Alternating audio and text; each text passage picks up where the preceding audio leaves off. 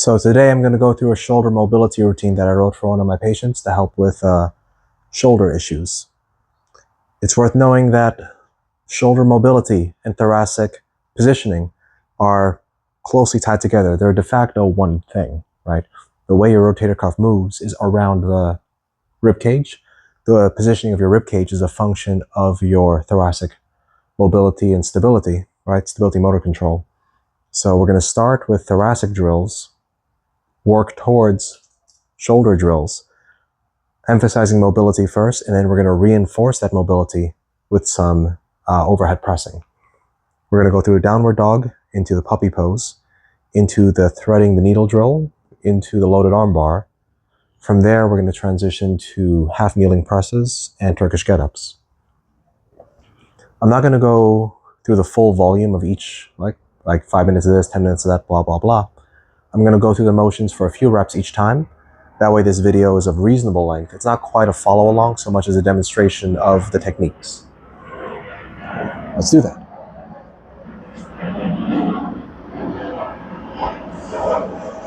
So the first drill is a downward dog, okay? You want to give yourself enough space in your hips, in your pelvis, that you can comfortably get into the position and not feel like you're cramped up on yourself. We try to start just a little past knees and hands. And from here, what you do is you're going to lengthen your legs, make a little more space if you need to, okay? This is the start position, especially for a beginner, like myself. And what you're going to do is you're going to slowly pull your hips back and up, trying to get your head to go between your elbows, like so. As you get better, you can add more focus in getting your heels flat. If you notice my toes are dorsiflexed and my feet aren't touching the ground, you can work on that aspect as well. Ideally, you accomplish both, but you pick your deficits and you work on them.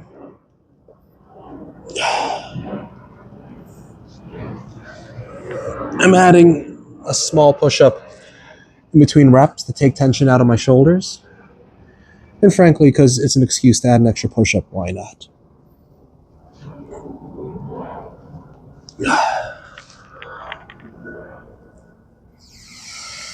From here, we can keep a similar hip position. We can bring it in closer, okay? What we could do from here, right, downward dog becomes puppy pose.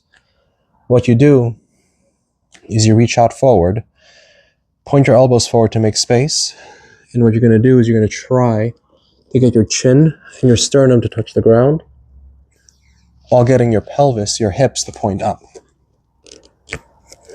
like so.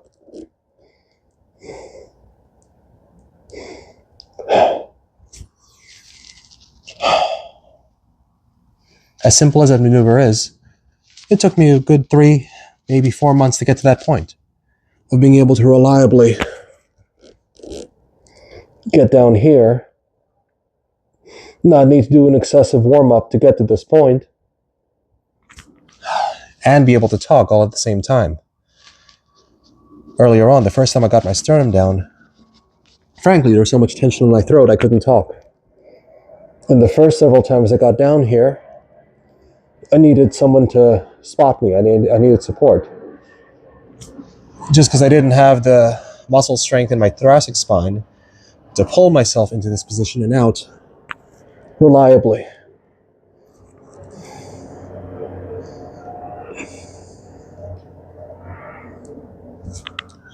Good. From here, you can walk your position back, okay?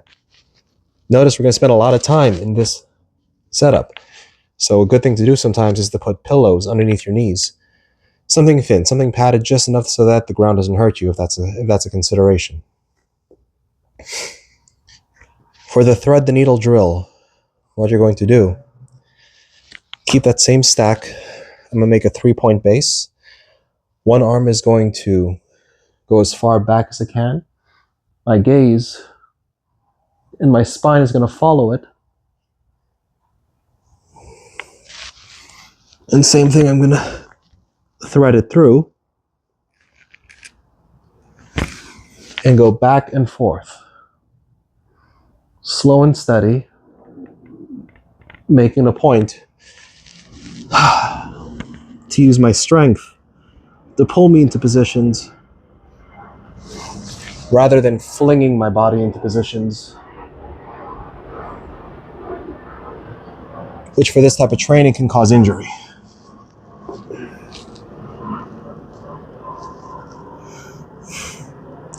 As a little extra, you can try to like lift your elbow up a little bit here as well, just to add a little extra kick.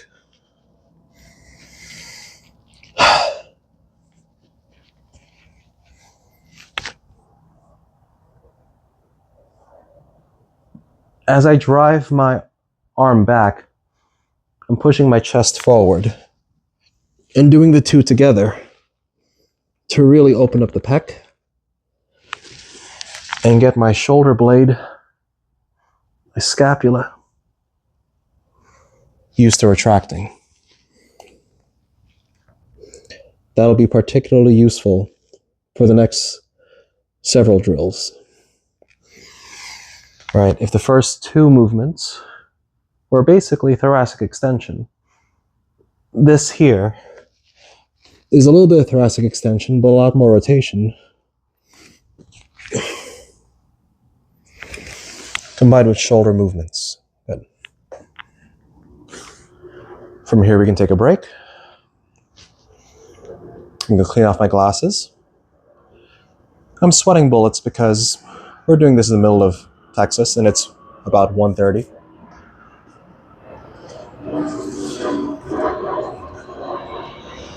The next two movements are a half kneeling overhead press and Turkish get up. I'll demonstrate both. There's a couple ways you can get the weight up. You can do a clean, or if you don't have that technique yet, you can do a cheat clean, or you can just curl it if it's light enough. But, oh, I forgot to lift. I apologize.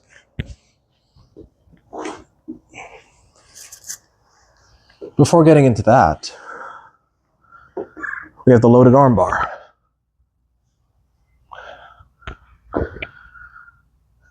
The way that's going to work, you're going to set up for a floor press, okay? Send it out there. Get a good connection between your wrist, elbow, shoulder, and the ground underneath you. If I'm pressing with my right arm, my left leg and left arm should make a straight line, kind of like an axle for a car. I'm going to press off with my right leg and pivot about that axle that I just made with a goal of trying to get my pelvis to touch the floor while my gaze stays on the bell. It'll be very important that you use a bell that is light.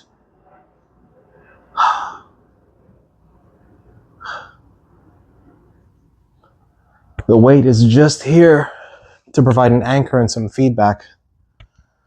This is not a drill you do for strength per se. Because you can imagine in such a vulnerable position, if your technique ever fails you, how are you going to protect yourself? How are you going to recover?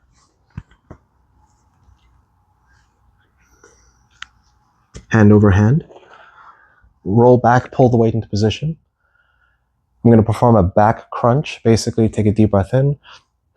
As I exhale, I'm going to press my lumbar spine into the floor. I'm going to hold that tension and then press. So left arm is pressing. That means right arm, right leg becomes a straight rod. I'm going to press off with my left foot. Start to roll. And you can see how this is like a more advanced version of the threading the needle drill. One of the really nice things about the kettlebell versus the dumbbell is, watch this with my hands, no grip. The position and the shape of the bell locks it into position. As long as my elbow and my shoulder are doing their job, I don't have to squeeze this thing to keep it in position. Whereas with a dumbbell, I need my grip to be firing as well, but in a difficult pose. You can see how in some lifts, that could be dangerous, because again, you want to plan for failure. You don't want to fail. But if you fail, or rather when you fail at a lift, you want to make sure that the fail is low-level embarrassing, ha ha ha, versus, oh God, I need to go to the hospital. Okay, now we're going to do the half kneeling press. The way we're going to set that up, we'll perform a clean. Start from the rack position. Right now the bell is racked on my right leg, so I'm going to step forward with my left. Go into this half kneel. My glute is firing, my rear toes are dorsiflexed. I'm digging into the ground with both legs, so I have a strong base to work with, and I'm just going to press. With a goal of keeping my elbow behind my ear and my shoulders packed for stability.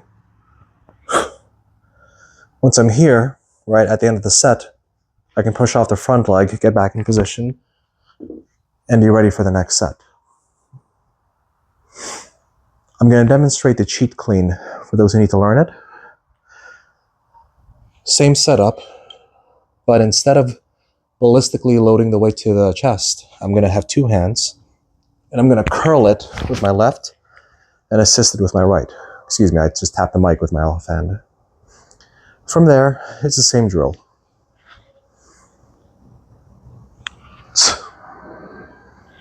I'm going to form that back crunch technique while standing to make sure I have a strong base.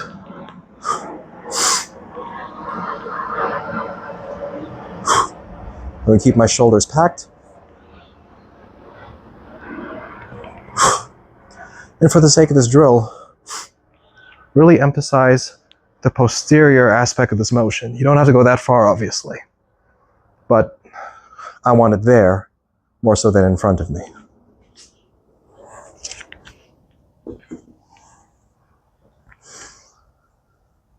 The last movement is a Turkish get-up.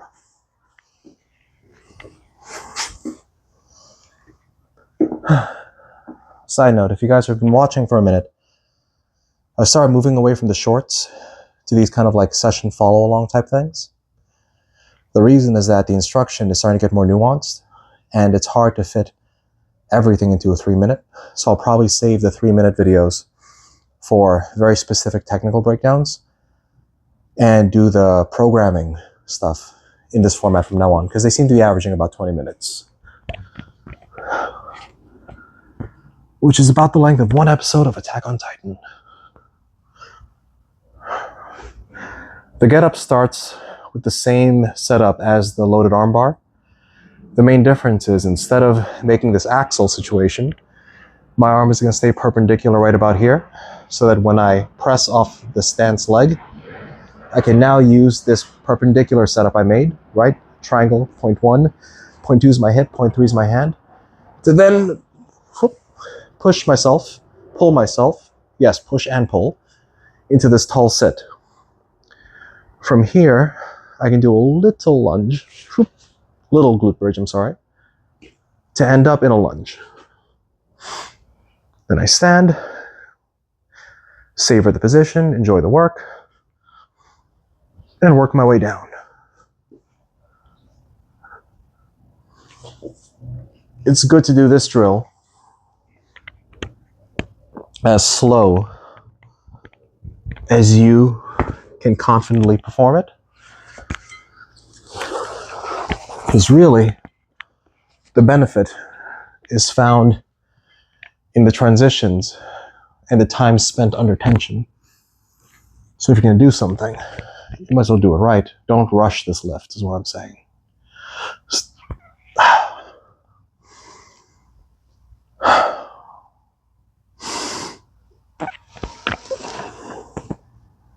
basically savor every hold, every position you could find, to really look for places where you struggle. Little bridge, little hinge, transition to a lunge, and stand.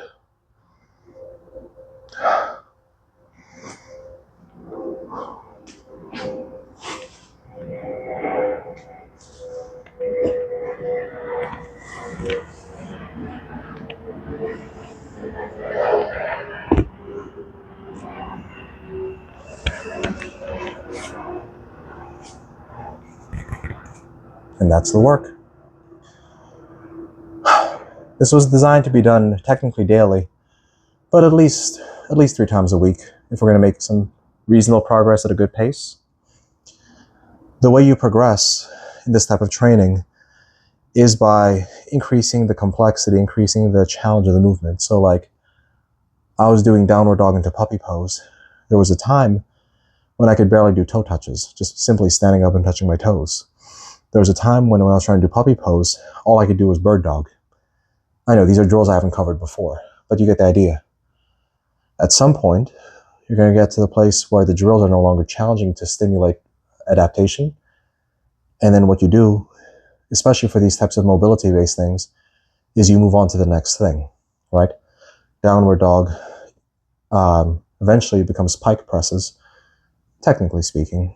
And you can kind of build that into planches, into handstands, and all that type of stuff that I can't do yet. But you'll see it happen eventually. As far as the presses, it's a simple either add load, right? If you're really focused on strength. But for this type of work, especially if this is for shoulder rehab and mobility, what you do is you add time under tension. You don't add volume, you don't add reps per se, you slow it down. And the slower you can do the movement without breaking a sweat, minus the fact that it's, 1 billion degrees in Texas, the more likely it is that your tendons are ready. Because you have to remember that muscles grow very quickly relative to tendons, right? You can get meaningful strength gains in as little as 2 weeks, but those tendons aren't going to remodel for maybe 6 to 8 weeks. So eccentric loading and time under tension are really your big variables if you're focused on tendon on top of mobility. But if you're doing this for strength, then, do the usual thing. Add volume, add intensity, have fun. All right, let's end here.